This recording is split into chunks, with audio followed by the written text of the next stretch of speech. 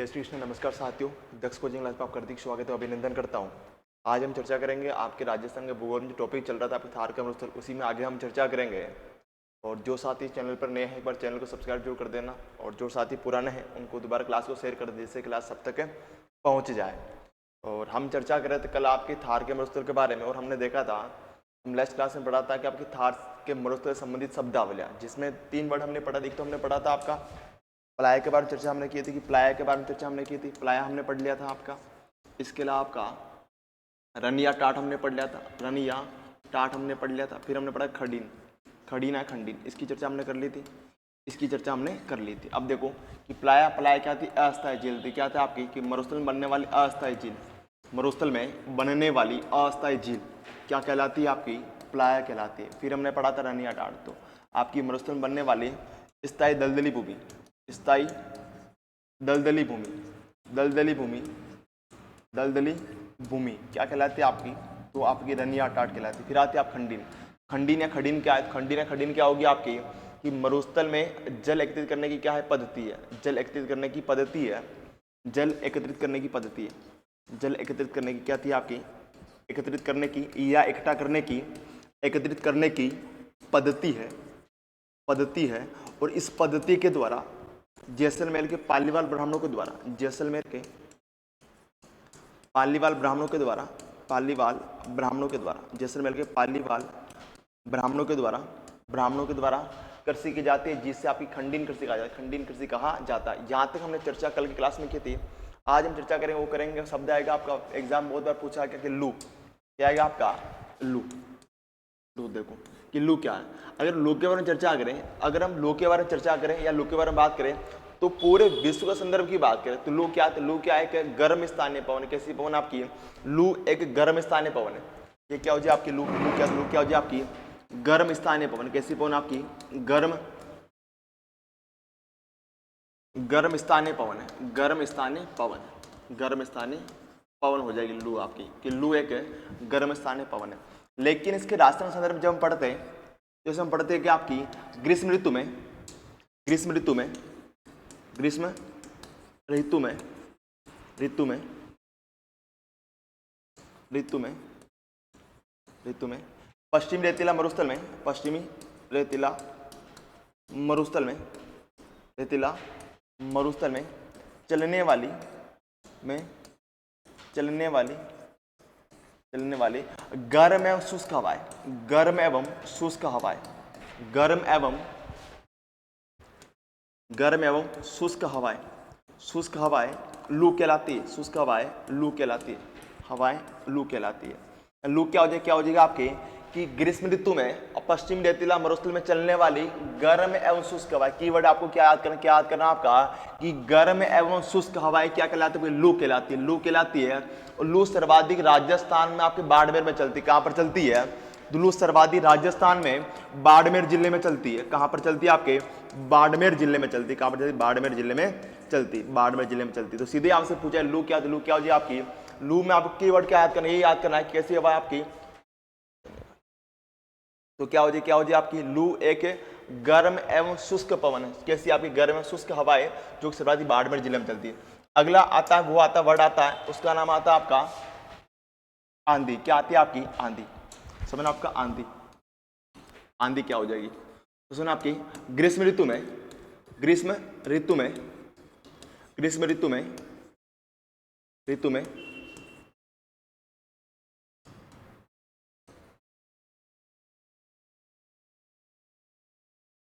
ग्रीष्म ऋतु में, ऋतु में पश्चिम रेतीला मरुस्थल में, पश्चिमी रेतीला मरुस्थल में, पश्चिमी रेतीला मरुस्थल में, मरुस्थल में चलने वाली, चलने वाली, चलने वाली तेज धूलभरी हवाएं, चलने वाली, चलने वाली तेज धूलभरी हवाएं, तेज धूलभरी हवाएं, हवाएं आंधी कहलाती है। हवाएं क्या कहलाती है आपकी, हवाएं आंधी कहलाती है, आंधी कहलाती है, आंधी कहलाती है। यानी आंधी का मतलब क्या होगा, कि जब आपकी गर्मी में देखा होगा आपने, गर्मी में जो पश्चिमी रेतीला मरुस्थल, इस मरुस्थल में चलने वाली आपकी, चलने वाली धूल भरी तेज हवाएं क्या कहलाती है, आंधी कहलाती है। तेज हवाएं क्या कहलाती है, आपकी आंधी कहलाती है। यानी आंधी में क्या चलती है, आपकी हवा चलती, कैसे चलती है, तेज चलती है, चलती है आपकी तेज चलती है, उसके साथ में आपकी धूल चलती है, धूल भरी है ना, कि धूल भरी का मतलब क्या होगी कि उसके साथ साथ में आपकी धूल भी उड़ती रहती है। इसलिए सीधे आपसे पूछा इसका मतलब क्या, इसका मतलब क्या हो जाएगा आपका, आंधी का मतलब हो जाएगा आपका कि पश्चिम रेतीला मौसम में चलने वाली कैसी पवन आपकी तेज धूल भरी हवाएं आपकी आंधी कहलाती है। और राजस्थान में सर्वाधिक आंधियां, राजस्थान में सर्वाधिक आंधियां श्रीगंगानगर जिले में आती है, गंगानगर जिले में आती है। या फिर कह दोगे कि राजस्थान में सर्वाधिक आंधियां श्रीगंगानगर जिले में चलती है, कि राजस्थान में सर्वाधिक आंधियां श्रीगंगानगर जिले में चलती है, जबकि न्यूनतम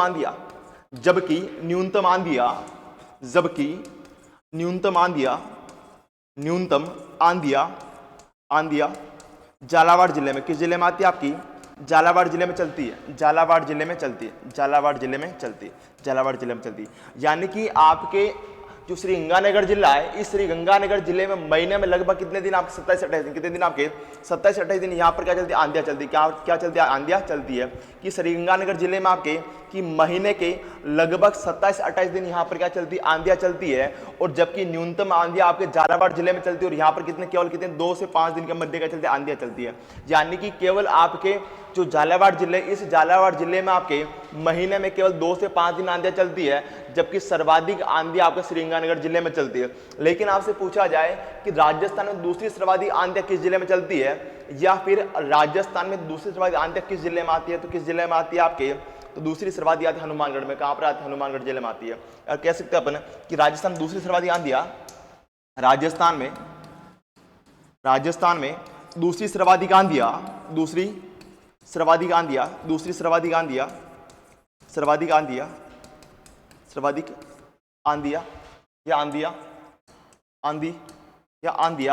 हनुमानगढ़ जिले में आती है। कहां पर आती है, हनुमानगढ़ जिले में आती है, या हनुमानगढ़ जिले में चलती, हनुमानगढ़ जिले में चलती। क्योंकि श्रीगंगानगर के पास में जिला कौन सा, हनुमानगढ़ जिला है, और इसी में क्या चलती, दूसरी सर्वाधिक आंधियां आपकी हनुमानगढ़ जिले में चलती है। अगर बात करो आपकी दूसरी न्यूनतम आंधियां आपकी, न्यूनतम आंधियां कोटा जिले में, किस जिले में आती है आपकी, आंधियां कोटा जिले में आती है, कहां पर आती है आपकी, कोटा जिले में आती। अभी कोटा जिले में क्यों आती, क्योंकि आपको पता है कोटा किसके पास में, कोटा आपके झालावाड़ के पास में, कोटा में चलती है ना, कोटा झालावाड़ के पास में, इसलिए आपकी दूसरी न्यूनतम कोटा में, और आपका श्रीगंगानगर पास में कौन सा, हनुमानगढ़ है, इसलिए सर्वाधिक दूसरी आपकी कहां पर चलती है, हनुमानगढ़ जिले में चलती है। तो ये आपको वर्ड क्या करना है, याद करना। इसकी परिभाषा केवल आपको यही याद करना, वर्ड क्या याद करना कि तेज धूल भरी हवाएं क्या कहलाती, आपकी आंधी कहलाती है। सर्वाधिक आंधी गंगानगर जिले में, और न्यूनतम आंधी आपके झालावाड़ जिले में। शब्द आता आपका, चलो एक बार चाय पी लेते हैं।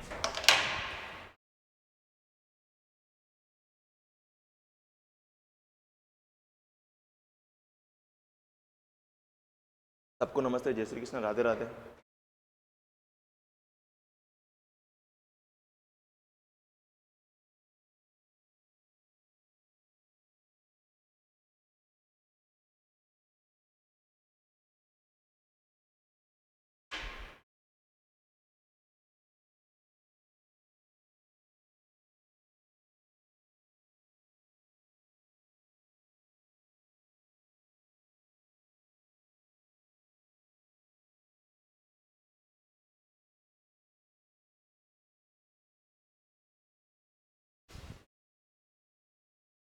देखो अब शब्द आता आपका वेरी मोस्ट, आपने सुना होगा, आपने बचपन में आपको बहुत ज्यादा डराया गया होगा।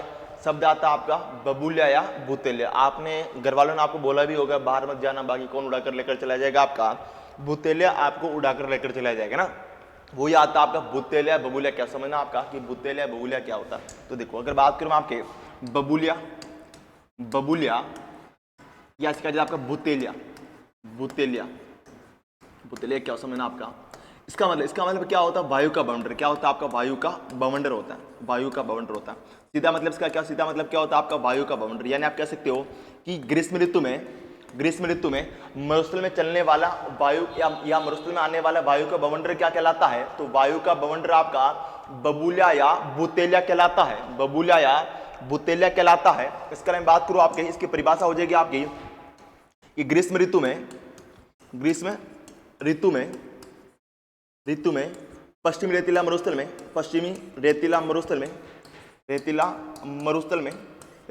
में चलने वाली धूल भरी चक्रवाती हवाएं, कैसी हवा आपकी? धूल भरी चक्रवाती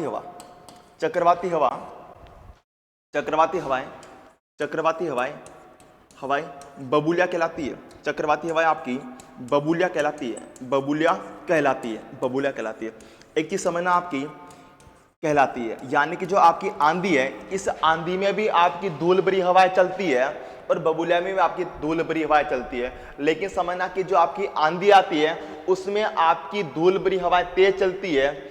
इसके अलावा हम बात करें जो बबूलिया आते हैं, इस बबूलिया में आपकी धूल भरी हवाएं चक्रवात के रूप में, किस रूप में चलती है? चक्रवात के रूप में चलती है। फिर चक्रवात की धूल भरी चक्रवाती हवाएं चलती है ना, कि चक्रवात के रूप में चलती है, इसलिए इसे आपके बबूलिया या बुतेले कहा जाता है ना। अब इसमें हवा ऐसे चलती है, इसमें हवा क्या चलती है आपकी? इसमें हवा इस टाइप चलती है, चक्रवात के रूप में चलती है। इस टाइप से क्या चलती है आपकी? हवाएं चलती है। ये हवाएं आपकी क्या कहलाती है? बबूलिया कहलाती है। बबूलिया या बुतेलिया कहलाती है। इसमें आपको कीवर्ड क्या याद करना? कीवर्ड आपको ये याद करना है कि मरुस्थल में चलने वाली कैसी हवा आपकी? धूल भरी चक्रवाती हवा। कैसी हवा आपकी? धूल भरी चक्रवाती हवा। तो क्या आ जाएगा आपका? बबूलिया। क्या आ जाएगा? बबूलिया।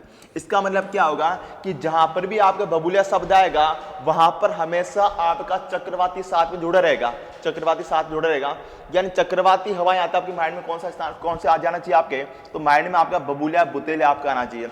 अगर केवल आपसे पूछा केवल आपकी धूल भरी हवाएं, केवल धूल भरी तेज हवाएं, तो क्या हो जाएगा आपका? तो हो जाएगा आपका आंधी। क्या हो जाएगा आपका? आंधी हो जाएगा। यानी कि जो केवल आपकी धूल भरी तेज हवा चलती है, इसका मतलब क्या हो गया? आपकी आंधी हो गया। और यदि आपकी धूल भरी चक्रवाती होगी तो हवा, अगर यदि आपकी धूल भरी हवा कैसे होगी? चक्रवाती होगी, इसका मतलब क्या हो जाएगा? तो इसका मतलब हो जाएगा आपका बबूलिया। क्या हो जाएगा? बबूलिया बुतेलिया हो जाएगा। और आपको पता है राजस्थान में सर्वाधिक बबूलिया या बुतेलिया, कि राजस्थान में सर्वाधिक है। राजस्थान में सर्वाधिक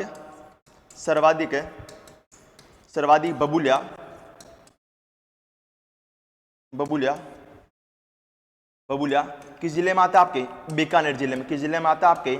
बीकानेर जिले में आते कि राजस्थान में सर्वाधिक बबूलिया आपके बीकानेर जिले में आते। कहां पर आते? बीकानेर जिले में आते। यानी हम तीन चीजें हमने पढ़ी। एक तो हमने पढ़ी थी लू क्या है? तो देखो पुनः समझना आपका, लू क्या हो जाएगी? लू हो जाएगी आपकी गर्म एवं शुष्क हवाएं। क्या होगी आपकी? गर्म एवं शुष्क हवा। बस आपको कीवर्ड ये याद करना, क्या याद करना? गर्म एवं शुष्क हवाएं आपकी लू कहलाती है। ठीक है। इसके अलावा आंधी का मतलब क्या हो जाएगा आपका?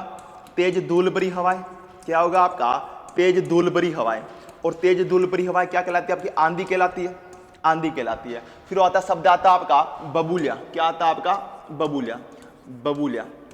ये क्या हो जाए आपकी? धूल भरी चक्रवाती हवा। क्या होगा आपका? धूल भरी चक्रवाती हवा क्या कहलाती है आपकी? बबूलिया कहलाती है। अब देखो लू सर्वाधिक कहां पर चलती है आपकी? बाड़मेर में। कहां पर चलती है? बाड़मेर में चलती है। आंधी सर्वाधिक कहां पर आती है? सर्वाधिक श्रीगंगानगर जिले में आपकी।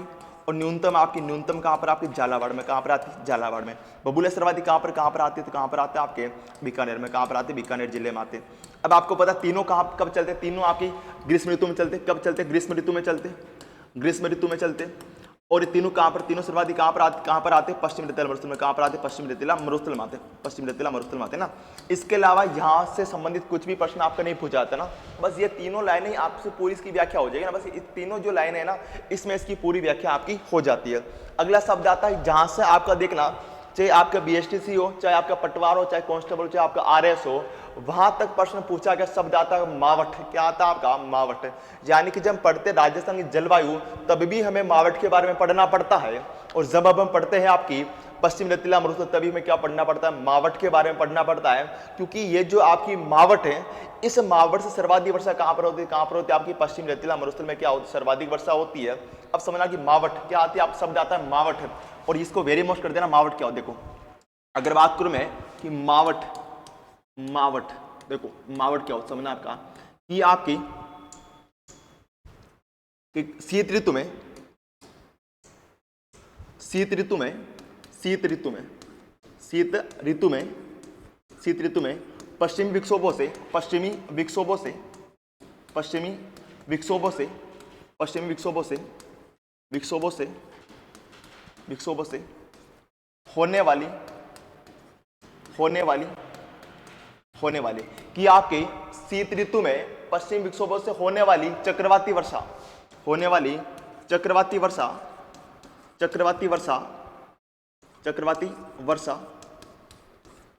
वर्षा मावट कहलाती है। इसका मतलब क्या हो गया कि मावट आपके शीत ऋतु में आती है। कब आती है? आपके शीत ऋतु में होती है। यानी कि मावट आपकी शीत ऋतु में होती है। और मावट आपकी कहां से होती, कैसे होती है? आपकी पश्चिमी विक्षोभों से होती है। किससे होती है? पश्चिमी विक्षोभों से होती है। और मावट कैसी वर्षा है? मावट कैसी वर्षा? आपकी चक्रवाती वर्षा। तीनों वर्ड याद करना आपका कि मावट एक चक्रवाती वर्षा है। और मावट आपके शीत ऋतु में होती है। और मावट आपके पश्चिमी विक्षोभों से किससे होती है? पश्चिमी विक्षोभों से होती है। इसके लिए मैं बात करूं कि मावट की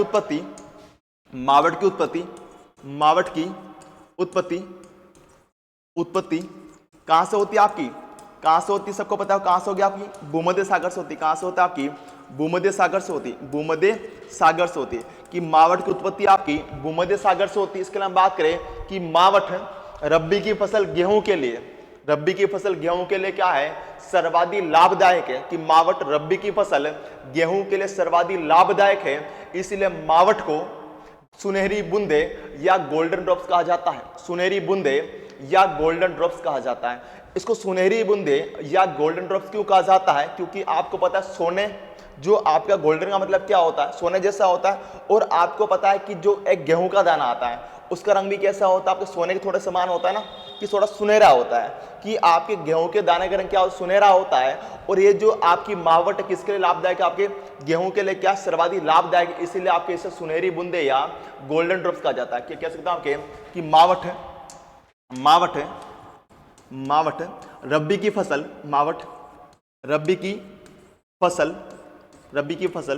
गेहूं के लिए सर्वाधिक लाभदायक है। के लिए क्या आपकी सर्वाधिक लाभदायक है।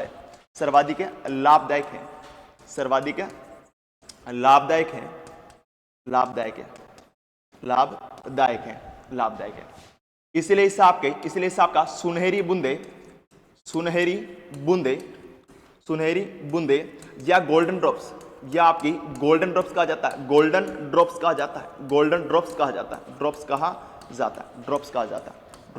है। कहा जाता है। तो आपको अभी तक इसमें तीन ही पॉइंट याद करने। तीनों पॉइंट क्या हो जाएगा कि मावट कब होती है, कौन सी ऋतु में होती है? तो मावट आपकी शीत ऋतु में। किससे होती है? शीत ऋतु में होती है। किससे होती है मावट आपकी? तो मावट आपकी पश्चिमी विक्षोभों से होती है। और कैसी वर्षा है? कि चक्रवाती वर्षा है। इसकी उत्पत्ति कहां से होती है? आपकी भूमध्य सागर से होती है। और आपसे पूछा जाएगा मावट किसके लिए लाभदायक? तो मावट आपकी रब्बी की फसल के लिए क्या है? लाभदायक है।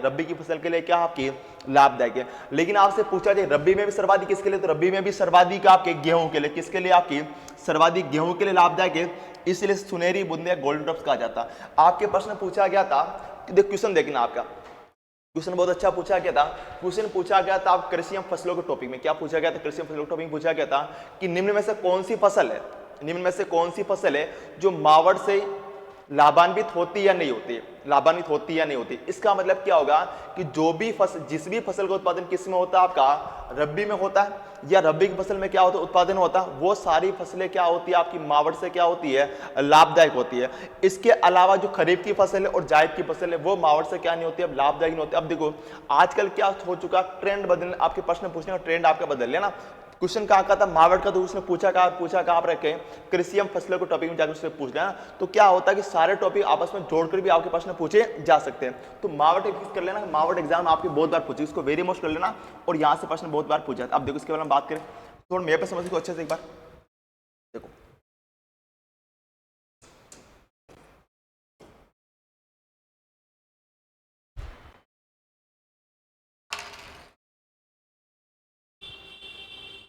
तो मेरे पे समझ एक बार समझ में आ जाएगा एक बार और अच्छा से आपको।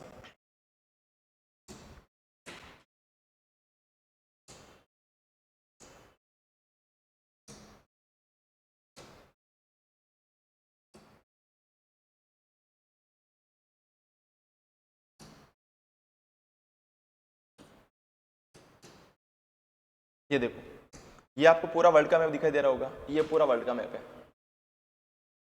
ये आपको पूरा वर्ल्ड का मैप हो गया। अब देखो समझ में आ जाएगा आपको।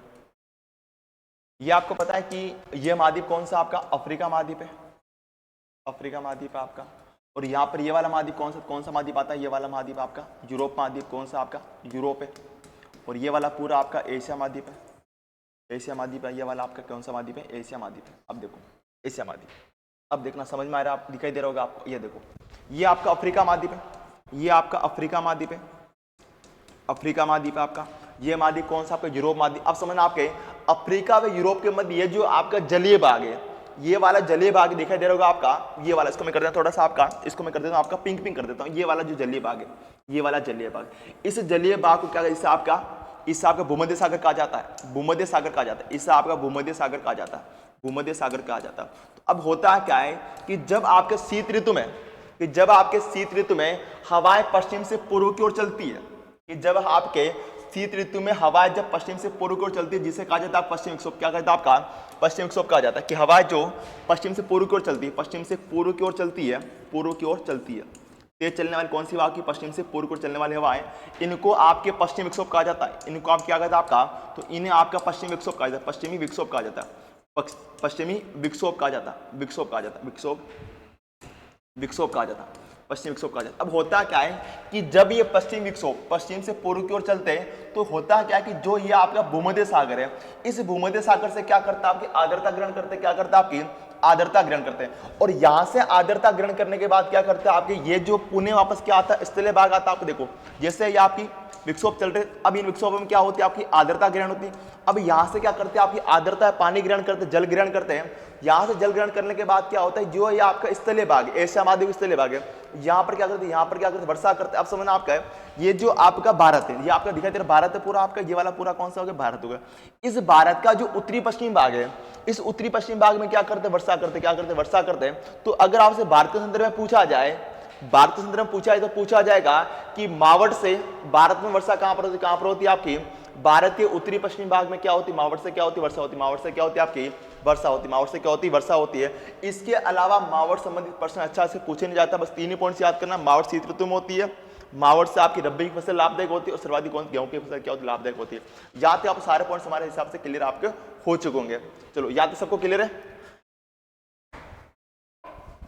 ग्रुप पे सुनहरी बंदे वाली वर्षा कहा जाता है, बहुत ही प्यारा। चलो आज मुझे बता रहे बहुत प्यारा। यहाँ तक सबको क्लियर है, बताओ जल्दी से कमेंट में, हाँ सर यहाँ तक क्लियर। फिर आगे बढ़ते हैं, बहुत ही शानदार चीज आने वाली है अब आपके, राजस्थान में मरुस्थल का प्रकार, राजस्थान में मरुस्थल का प्रकार। जल्दी से बताते भाई यहाँ तक क्लियर, फिर आगे बढ़े पर। हाँ गेहूं हो गया, चना हो गया, आपका जौ हो गया, सरसों हो गया ना, जो भी रबी की फसल सबके लिए क्या होती है, आपकी लाभदायक होती है। और क्लास को शेयर वेयर करा करो।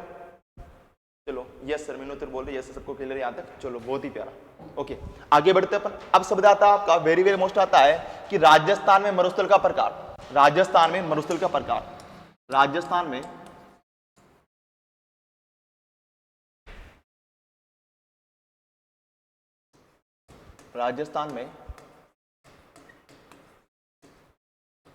मरुस्थल का प्रकार, यानी कि राजस्थान में कौन कौन से प्रकार के मरुस्थल पाए जाते हैं। एक चीज समझना कि मरुस्थल का मतलब क्या होता है, कि क्या मरुस्थल का मतलब यही होता है कि जहां पर क्या रेती रहती वो मरुस्थल होगा, नहीं साहब।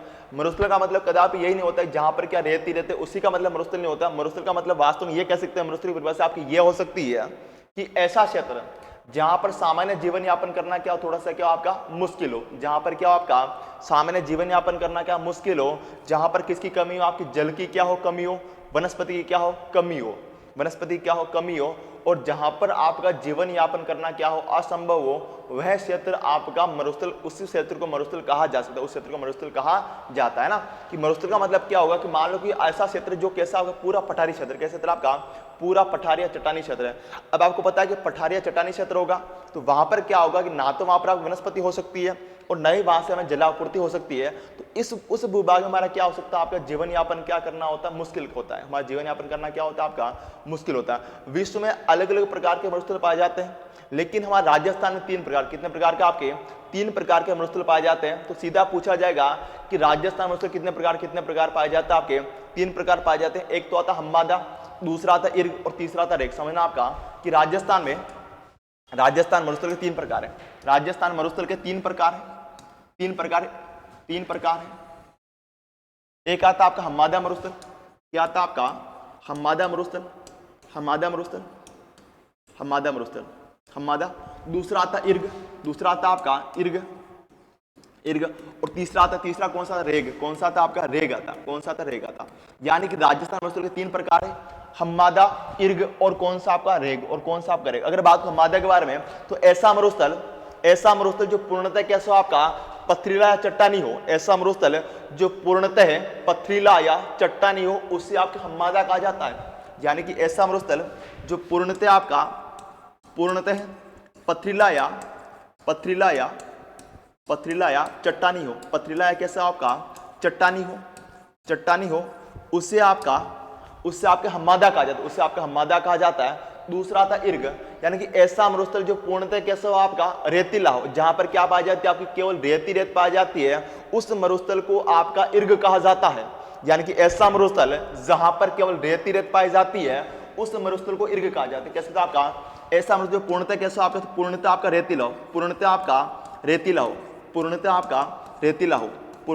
रेतीला हो उसे आपका इर्ग कहा जाता है, उसे आपका क्या कहता है आपका इर्ग कहा जाता है। इसके लिए हम बात करें इर्ग को ही आपके संपूर्ण मरुस्थल या इसको महान मरुस्थल कहा जाता है कि इर्ग मरुस्थल को ही इसे ही आपका संपूर्ण मरुस्थल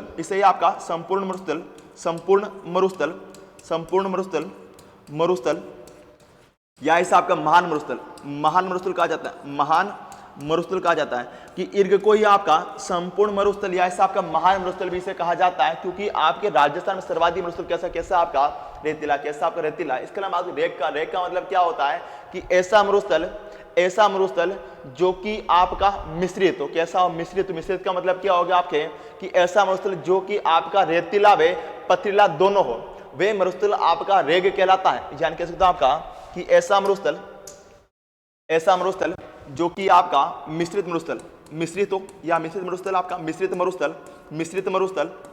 यानी ऐसा मरुस्थल जो आपका रेतीला व पथरीला दोनों हो, यानी कि उस मरुस्थल में कुछ भाग पर क्या पाई जाए आपकी रेत पाई जाए, कुछ भाग पर आपकी पथरीला या पत्थर क्षेत्र पाया जाएगा, चट्टाने पाई जाएगी, वो क्षेत्र आपका क्या कहलाएगा आपका रेग आपका कहलाएगा।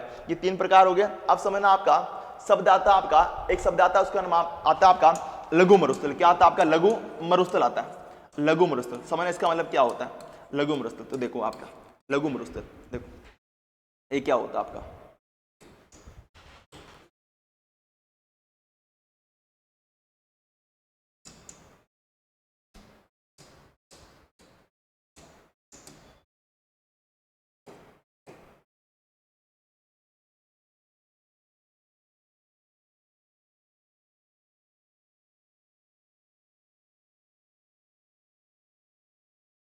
देखो इसको यह समझते अपन, ये आपके पूरा क्या भारत का मैप दिखाई दे रहा है आप सबको, इसमें हमारा राजस्थान हो गया, आप उत्तर पश्चिम में, ये देखो पूरा क्या भारत का मैप है। अब देखो यहाँ पर ये कौन सी खाड़ी आती है, आप गुजरात हो गया आपका, ये कौन सा गुजरात हो गया आपका, ये गुजरात हो गया, गुजरात हो गया आपका, और ये हमारा क्या राजस्थान हो गया। अब देखो यहाँ पर खाड़ी कौन सी, कच्छ की खाड़ी, कौन सी खाड़ी आती है, कच्छ की खाड़ी।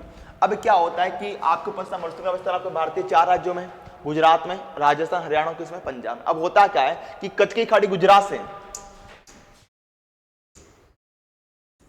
कच्छ की खाड़ी गुजरात से, कच्छ की खाड़ी गुजरात से, खाड़ी गुजरात से आपके राजस्थान के बीकानेर के मध्य, कहां पर आप बीकानेर आपका यहां पर है कि राजस्थान के बीकानेर के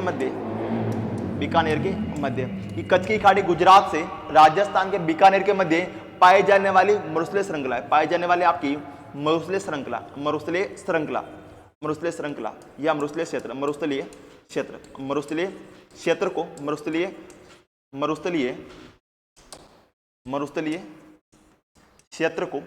क्षेत्र को ही आपका लघु मरुस्थल कहा जाता है, लघु मरुस्थल कहा जाता है। सीधा आपसे पूछा जाएगा कि लघु मरुस्थल का विस्तार कहां से कहां तक, इसका विस्तार कहां से कहां तक हो जाएगा आपका कच्छ की खाड़ी गुजरात से किसके मध्य, आपके बीकानेर के मध्य, किसके मध्य, बीकानेर के मध्य। यानी ये जो भूभाग है इसमें आपको कुछ अलग से क्या दिखाई देना, अलग से क्या दिखाई देती है, कुछ श्रृंखला दिखाई देती है जो पूर्णतः कैसी कैसी होती है, मरुस्थलीय क्षेत्र होता है। इसे आपका लघु मरुस्थल कहा, इसे आपका लघु मरुस्थल कहा जाता है। सीधा आपसे पूछा जाएगा कि जो लघु मरुस्थल इसका विस्तार हो जाएगा आपका कच्छ की खाड़ी गुजरात से आपके बीकानेर के मध्य, किसके मध्य, बीकानेर के मध्य। मरुस्थलीय क्षेत्र को ही आपका लघु मरुस्थल कहा जाता है, लघु मरुस्थल कहा जाता है। अब देखो कह सकता हूं आपका की परिभाषा हो जाएगी आपकी,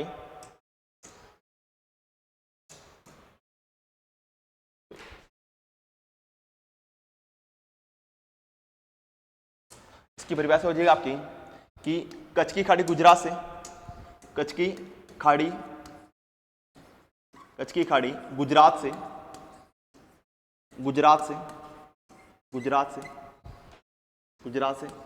बीकानेर के मध्य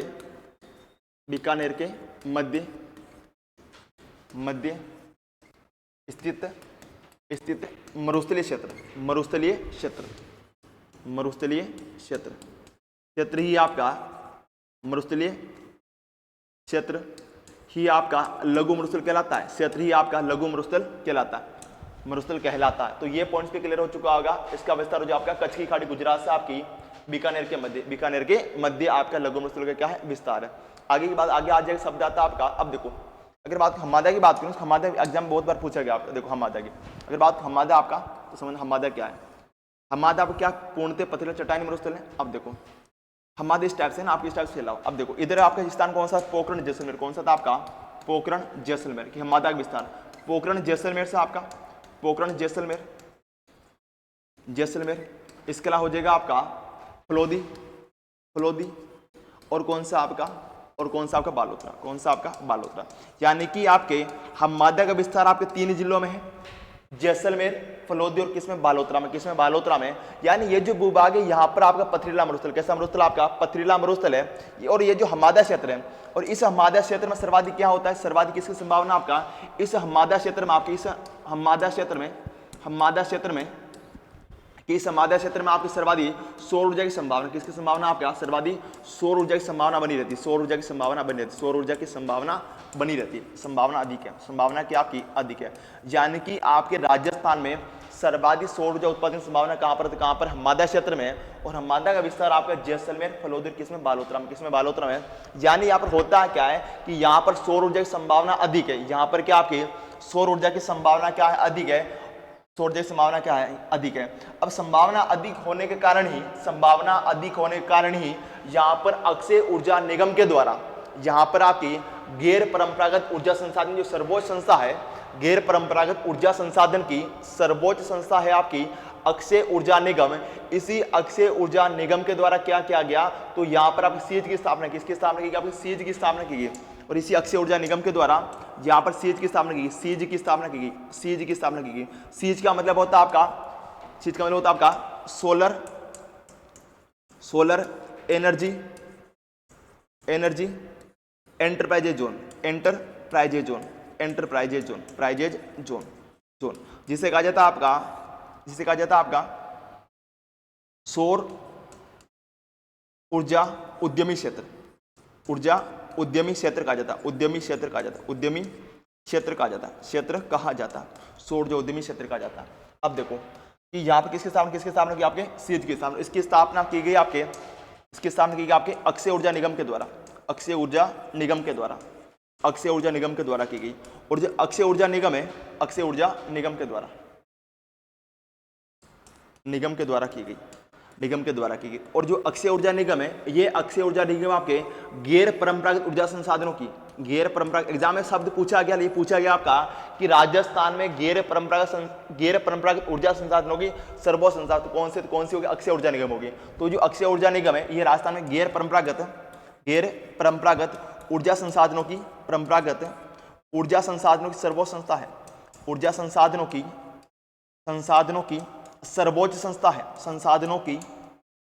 ये सर्वोच्च संस्था है, सर्वोच्च संस्था, वो भी कौन सी आपकी अक्षय ऊर्जा निगम है। इसीलिए आपको पता है कि इस क्षेत्र में क्या होती है आपकी सौर ऊर्जा की संभावना क्या अधिक है। इसके अलावा यहाँ पर सीज की स्थापना की गई है।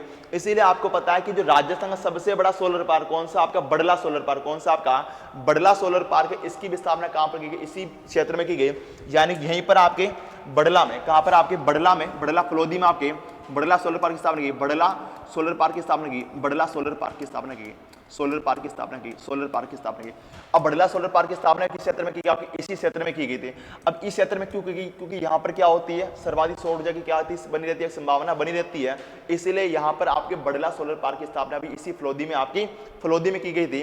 पता है कि पहले फलोदी क्या था आपका जोधपुर के अंदर आता था और अब आप फलोदी आपका जिला बन चुका। इसके अलावा बात करें इसी आपके इसी हमादा क्षेत्र में आपके एक तो कौन सा आता आपका नोक, कौन सा था आपका नोक सोलर पार्क, कौन सा आपका नोक सोलर पार्क, दूसरा कौन सा, दूसरा आता आपका नोक सोलर पार्क, नोक सोलर पार्क। और नोक सोलर पार्क कहां पर आपका, नोक सोलर पार्क कहां पर आपका, ये कहां पर आपको नोक सोलर पार्क, तो कहां पर आपको जैसलमेर में, कहां पर आपका जैसलमेर में, जैसलमेर में।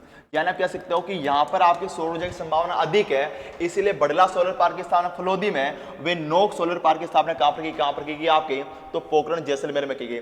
अगर एग्जाम आपसे पूछा भी जाए कि राजस्थान में सीज का विस्तार, तो राजस्थान सीज का विस्तार 3 जिलों में आपका जैसलमेर, फलोदी और किसमें बालोतरा में, किसमें बालोतरा, बालोतरा पहले आपके बाड़मेर में आता था, फलोदी पहले आपके जोधपुर में आता था और जैसलमेर, तो जैसलमेर जिला अभी भी है ना।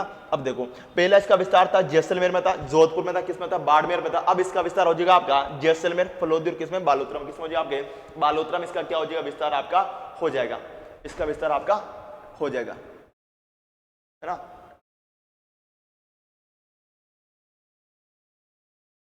तो यहां से आपके लिए बहुत चीजें क्लियर होने वाली, ठीक है। तो यहाँ तक सबको क्लियर है, फिर आगे बढ़ते अपन, चलो यहाँ सबको क्लियर। अब एडी बनाना अब आ जाएगा आपके कि मरुस्थल का वर्गीकरण, क्या आ जाएगा मरुस्थल का वर्गीकरण, यानी आप कह सकते हो कि आपके जलवायु के आधार पर, जलवायु के आधार पर या समवर्षा रेखा के आधार पर मरुस्थल को 2 भागों में बांटा, कितने भागों में बांटा कि आपने 2 भागों में बांटा। समझ सकते हो अच्छे से एक बार। अब देखो ये समझना आपका अच्छे से, इसको एक बार ये मैप बना लेना, यहाँ से फिक्स, इस मैप से आपके बहुत बार प्रश्न पूछा जाता है ना, ये मैप आपके लिए बहुत ज्यादा काम आने वाला, बहुत ज्यादा काम आने वाला। इसको बनाना सीख जाना, फिक्स है कि एक प्रश्न आपका यहाँ से राइट होने वाला है, 1 नंबर आपको कभी भी ये देकर जाएगा। अब देखो ये समझना आपका, ये आपका पूरा क्या हो गया आपका राजस्थान, क्या हो गया आपका ये राजस्थान हो गया।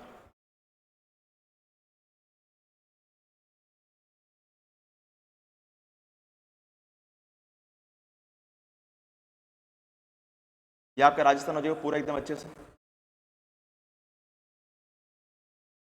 अब देखो ये जो आपका राजस्थान है समझना, इसके मध्यम पर्वतमाला कौन सी आपकी अरावली, कौन सी पर्वतमाला आपकी अरावली पर्वतमाला, ये आपकी अरावली पर्वत इस टाइप से गुजरती, राजस्थान मध्य से गुजरती आपकी। आप समझना कि राजस्थान के मध्य में अरावली पर्वतमाला है और इसी अरावली पर्वतमाला के समानांतर, इसी अरावली पर्वतमाला के समानांतर आपकी 50 सेंटीमीटर कौन सी गुजरती है आपकी, इसी अरावली पर्वतमाला के समानांतर, इसी अरावली पर्वतमाला के समानांतर आपकी 50 सेंटीमीटर समवर्षा गुजरती है, 50 सेंटीमीटर समवर्षा गुजरती है, 50 सेंटीमीटर समवर्षा गुजरती है। कि अरावली के समानांतर आपकी 50 सेंटीमीटर समवर्षा गुजरती है, समवर्षा रेखा गुजरती है, वर्षा गुजरती है, जो राजस्थान के 2 भागों में बांटती है। कितने भागों में बांटती है आपके, जो राजस्थान के 2 भागों में बांटती है। ये जो ये वाला भूभाग है इसे कहा जाता है पश्चिमी राजस्थान, इसे कहा जाता है आपका पश्चिमी राजस्थान, पश्चिमी राजस्थान। और ये जो वाला भूभाग है इसे कहा जाता है पूर्वी राजस्थान, इसे क्या कहता है आपका, इसे आपका पूर्वी राजस्थान कहा जाता है, पूर्वी राजस्थान कहा जाता है, पूर्वी राजस्थान कहा जाता है, पूर्वी राजस्थान कहा जाता है। अब समझना आपका ये जो पूर्वी राजस्थान है, इस पूर्वी राजस्थान में आपकी वर्षा 50 सेंटीमीटर से क्या होती है आपकी अधिक होती है, क्या होती है आपकी अधिक होती है। यानी कि अरावली के समानांतर गुजरने वाली 50 सेंटीमीटर वर्षा रेखा ये आपके राजस्थान 2 भागों में बांटती है। ये वाला राजस्थान कहलाता है पश्चिम राजस्थान और ये कहलाता है पूर्वी राजस्थान। जो पूर्वी राजस्थान है इसमें वर्षा होती है 50 सेंटीमीटर से क्या होती है अधिक होती है, वर्षा क्या होती है आपकी 50 सेंटीमीटर से क्या होती है अधिक होती है। और जो पश्चिमी राजस्थान यहाँ पर वर्षा होती है 50 सेंटीमीटर से क्या होती है कम, यानी माइनस होती है, क्या होती है कम होती है। कि पश्चिमी राजस्थान में वर्षा आपकी 50 सेंटीमीटर से क्या होती है कम होती है। इसके अलावा बात करें ये जो 50 सेंटीमीटर समवर्षा रेखा है, इस 50 सेंटीमीटर समवर्षा रेखा को आपके 500 मिलीमीटर समवर्षा रेखा, 500 मिलीमीटर समवर्षा रेखा भी कहा जाता है। कभी कभी ऑप्शन में यहाँ पर क्या लिखा होता है आपका, ये वर्षा सेंटीमीटर में देकर क्या दे देता है आपको, यहाँ पर मिलीमीटर भी दे देता है।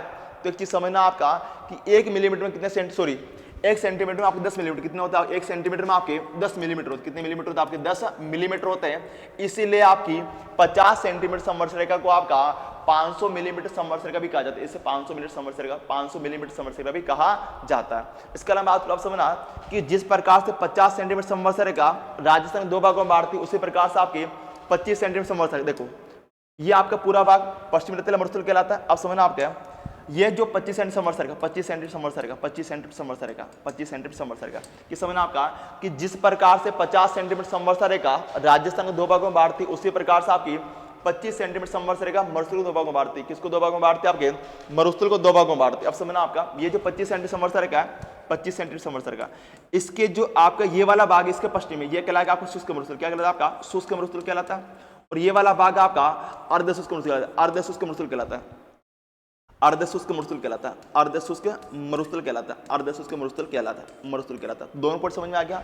यानी आप समझ में आ गया होगा कि 50 सेंटीमीटर समवर्षरेखा तो राजस्थान 2 भागों में बांटती है, जबकि 25 सेंटीमीटर समवर्षरेखा आपकी मरुस्थल को 2 भागों में बांटती, मरुस्थल को 2 भागों में बांटती है। इधर शुष्क मरुस्थल और इधर आपका अर्ध शुष्क मरुस्थल आपका हो जाएगा। अब समझना आपका ये जो 50 सेंटीमीटर समवर्षरेखा है, इसी 50 सेंटीमीटर समवर्षरेखा के पास में यानी पश्चिम में ये जो आपकी अरावली, इसी अरावली पास में ये वाली रेखा, इसे कहा जाता है आपकी 40 सेंटीमीटर समवर्षरेखा। क्या कहलाती है? आपकी 40 सेंटीमीटर समवर्षरेखा, 40 सेंटीमीटर समवर्षरेखा कहलाती है। 40 सेंटीमीटर समवर्षरेखा कहलाती है। 40 सेंटीमीटर समवर्षरेखा कहलाती है। यानी कि इसी 50 सेंटीमीटर के पास में कौन सी रेखा गुजरती है? तो इसी 50 सेंटीमीटर के पास में आपकी 40 सेंटीमीटर समवर्षरेखा गुजरती है। 40 सेंटीमीटर समवर्षरेखा गुजरती है। अब समझना आपकी ये जो 40 सेंटीमीटर समवर्षरेखा है, यह इसे कहा जाता है आपके 400 मिलीमीटर समवर्षरेखा। ये जो 40 सेंटीमीटर समवर्षरेखा है, इसे कहा जाता है आपकी 400 मिलीमीटर समवर्षरेखा। अब ये जो 400 मिलीमीटर समवर्षरेखा या 40 सेंटीमीटर समवर्षरेखा क्या करती है? ये क्या करती है? ये जो आपका पूरा मरुस्थल है, यानी ये जो पूरा पश्चिमी रेतीला मरुस्थल है, इस पश्चिमी रेतीला मरुस्थल की पूरी सीमा का निर्धारण करती है। पूरी सीमा क्या करती है? निर्धारण करती है कि 40 सेंटीमीटर समवर्षरेखा जो अरावली के पश्चिम से गुजरती है, या 50 सेंटीमीटर समवर्षरेखा के पश्चिम से गुजरती है, और ये आपके पूरे पश्चिमी रेतीला मरुस्थल की पूरी सीमा क्या करती है? निर्धारण करती है। पूरी सीमा क्या करती है? निर्धारण यहाँ से आपका करती है। अभी क्या होता है, कभी कभी क्या होता है एग्जाम में, यदि आपको 40 सेंटीमीटर नहीं दिया हो तो आपको क्या करना? 50 सेंटीमीटर क्या करना? 50 सेंटीमीटर करना है। यानी आपसे पूछा जाए कि राजस्थान की वह कौन सी समवर्षरेखा है, कि राजस्थान से गुजरने वाली वह कौन सी समवर्षरेखा है जो कि आपके पश्चिम रेतीला मरुस्थल की पूरी सीमा निर्धारण करती है, कौन सी होगी? आपकी 40 सेंटीमीटर। कौन सी? 40 सेंटीमीटर होगी। लेकिन कभी कभी क्या होता है कि 40 सेंटीमीटर आपको ऑप्शन नहीं होता, तो आपको क्या करना पड़ता है? क्या करना पड़ता है? आपको 50 सेंटीमीटर समवर्षरेखा आपको करनी पड़ती है। याद क्लियर है? इसके अलावा बात करूँ आपका यहाँ से रेखा और गुजरती है, उसका नाम आता है आपका कौन सी? यहाँ से गुजरती, उसका नाम है 10 सेंटीमीटर। कौन सी गुजरती है? आपकी 10 सेंटीमीटर समवर्षरेखा। 10 सेंटीमीटर समवर्षरेखा गुजरती है। 10 सेंटीमीटर समवर्षरेखा गुजरती है। ये जो आपकी 10 सेंटीमीटर समवर्षरेखा है, 10 सेंटीमीटर समवर्षरेखा, ये 10 सेंटीमीटर समवर्षरेखा आपकी 10 सेंटीमीटर समवर्षरेखा क्या करती है? ये क्या करती है आपकी? ये जो पश्चिमी रेतीला मरुस्थल, ये जो आपका पूरा पश्चिमी रेतीला मरुस्थल, ये ब्लैक वाला पूरा जो पश्चिमी रेतीला मरुस्थल है, इस पश्चिमी रेतीला मरुस्थल की जो पश्चिमी सीमा है, इसका निर्धारण करती है कौन करती है? आपकी 10 सेंटीमीटर समवर्षरेखा। कौन करती है? 10 सेंटीमीटर समवर्षरेखा क्या करती है? आपकी पश्चिमी रेतीला मरुस्थल की पश्चिमी रेतीला मरुस्थल की पश्चिमी सीमा क्या करती? निर्धारण आपकी करती है। तो 3 रेखा अभी तक आपको याद करनी। पहले याद कौन सी और 4 रेखा याद करनी। पहली कौन सी? आपकी 50 सेंटीमीटर समवर्षरेखा क्या करती है? आपकी राजस्थान 2 भागों में बांटती है। दूसरी आपकी 25 सेंटीमीटर समवर्षरेखा मरुस्थल को 2 भागों में बांटती है। तीसरी आपकी 40 सेंटीमीटर समवर्षरेखा जो कि आपकी पूरे पश्चिमी रेतीला मरुस्थल क्या करती है? पूरी सीमा क्या निर्धारण करती है। फिर आप 10 सेंटीमीटर समवर्षरेखा जो कि आपके पश्चिमी रेतीला मरुस्थल की पूरी पश्चिमी सीमा क्या कर निर्धारण आपकी करती है। यहाँ तक आपको पॉइंट्स क्लियर होगा। लेकिन प्रश्न आपसे सीधा एग्जाम सारे प्रश्न यहाँ से पूछे गए।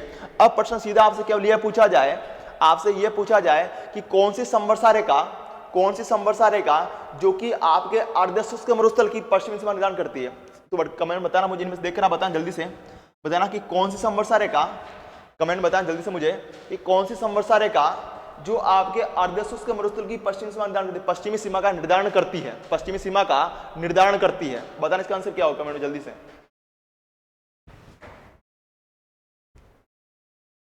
हाँ, 2 भाग विभाजित करती है। बताना इसका आंसर कमेंट में क्या होगा जल्दी से एक बार।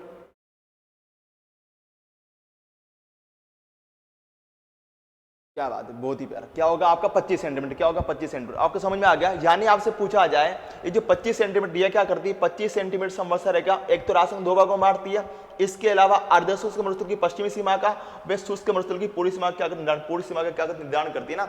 अब देखो, अगर आपसे मैं बात करूं ये जो शुष्क मरुस्थल है, इस शुष्क मरुस्थल की पश्चिमी सीमा, इस शुष्क मरुस्थल की जो पश्चिमी सीमा है इसका निर्धारण भी कौन करती है? 10 सेंटीमीटर समवर्षरेखा करती है। इसके अलावा ये जो आपका पश्चिमी, ये जो शुष्क मरुस्थल इसकी पूरी सीमा, तो इसका निर्धारण कौन करती करती है 25 सेंटीमीटर समस्या करती है। इसके अलावा बात की जो अर्ध शुष्क मरुस्थल है इसकी पश्चिम से निर्धारण आपकी 25 सेंटीमीटर समस्या करती है, इसकी पूर्वी सीमा निर्धारण आपकी 40 सेंटीमीटर समस्या करती है। तो यहाँ से आपके घुमाकर बहुत बार प्रश्न पूछे जाएंगे कि कौन सी रेखा किसका क्या करती है, निर्धारण करती है। तो ये आपको कंप्लीट होना चाहिए कि किसका निर्धारण आपकी कौन कौन सी रेखा करती है। अगर समझना कि ये वाला डायग्राम आपको समझ में आ गया तो सोचना कि आपका एक प्रश्न क्या हो चुका है, यहाँ से आपका पक्का हो चुका है। यानी जब आप पढ़ोगे राजस्थान जलवायु तो यहाँ से आपकी जलवायु को लेकर प्रश्न पूछा जाता है। इसके अलावा मरुस्थल को लेकर भी यहाँ से प्रश्न पूछा जाता है। ये वाला जो कंसेप्ट है ये पूरा आपके जलवायु वे मरुस्थल में आपके लिए काम आने वाला। अब देखो आपका अभी क्या होता है कि ये जो आपका शुष्क मरुस्थल है, शुष्क मरुस्थल है, इसे क्या किया गया, तो इसे आपके बालू का स्तूप के आधार पर पुणे कितने भागों में बांटा, इसे पुणे आपके दो भागों में बांटा गया कि शुष्क मरुस्थल को बालू का स्तूप के आधार पुणे कितने भागों में बांटा गया, आपका दो भागों में बांटा गया। एक तो आ जाता आपका बालू का स्तूप मुक्त प्रदेश, क्या आता है आपका बालू का स्तूप मुक्त प्रदेश, बालू का स्तूप मुक्त प्रदेश।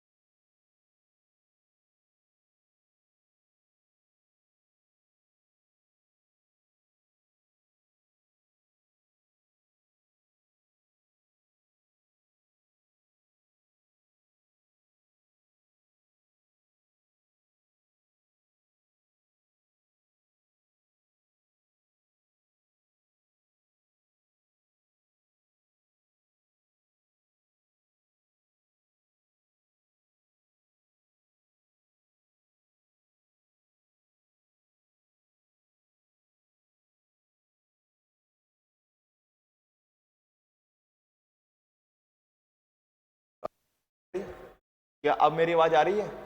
आवाज़ नहीं आ रही, आवाज़ नहीं आ रही है सर, वॉइस नहीं आ रही है। चलो क्या अब वॉइस आ रही है, आवाज़ आ रही है मेरी आपको सबको? थम्स अप कर दो कि आवाज़ सही आ रही है अब आपको।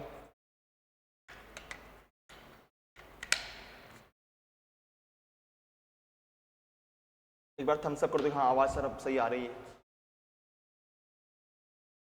लोगों में विभाजित करते हैं, तो चलो ओके ओके ठीक है। अब देखो जाते ही आपको, अगर आपको ये वाला समझ में आ गया होगा तो समझना कि आपको पूरा मरुस्थल के आपको वर्गीकरण समझ में आ गया। इसके अलावा यहाँ से आपके जलवायु संबंधी प्रश्न भी आपसे पूछा जाता है कि एक बार बताना जल्दी से कि क्या ये वाला डायग्राम आपको समझ में आ गया पूरा आपको, कि क्या यहाँ तक सबको क्लियर है? फिर हम आगे बढ़े। अगर समझ में नहीं आए तो आपको मैं दोबारा समझा दूंगा यहाँ से। क्यों? क्योंकि यहाँ से कितनी बार पूछा जाएगा कि शुष्क मरुस्थल की पूरी सीमा कौन सी, पश्चिमी सीमा कौन सी है, या फिर पूरा पूछ लेगा आपका कि पश्चिमी रेतीला मरुस्थल की पूरी सीमा कौन सी, पश्चिमी सीमा कौन सी है, या फिर पूछ लेगा आपका अर्ध शुष्क मरुस्थल की पूरी सीमा कौन सी है, पश्चिमी सीमा कौन सी है। तो यहाँ से आपके अलग अलग प्रश्न अलग अलग प्रकार से घुमाकर पूछे जा सकते हैं। यदि आपको डायग्राम समझ में आ गया, सोचना कि ऐसा डायग्राम बनाकर आप आराम से इसका आंसर आप दे सकते हो। जब भी आपका सीमा से संबंधित प्रश्न आ जाए तो कुछ नहीं करना, माइंड में एक बार डायग्राम लेकर आना, फिर इसका आंसर आराम से निकाल सकते हो। चलो क्या यहाँ तक सबको क्लियर है? चलो बहुत ही प्यारा, सारे बोल रहे हाँ जी, ओके ओके ठीक है। तो देखो यहाँ तक क्लियर है आपका। तो आज क्लास को अपन यही एंड करेंगे और बाकी क्लास की चर्चा हम अगले आने वाले क्लास में करेंगे। अगली क्लास में इसको क्या करेंगे, पूरा व्यवस्थित तरीके से नोट कर देंगे जिससे कि आपको समझ में दोबारा अच्छे से आ जाए। और आज के लिए इतना सा, thank you so much, Radhe Radhe.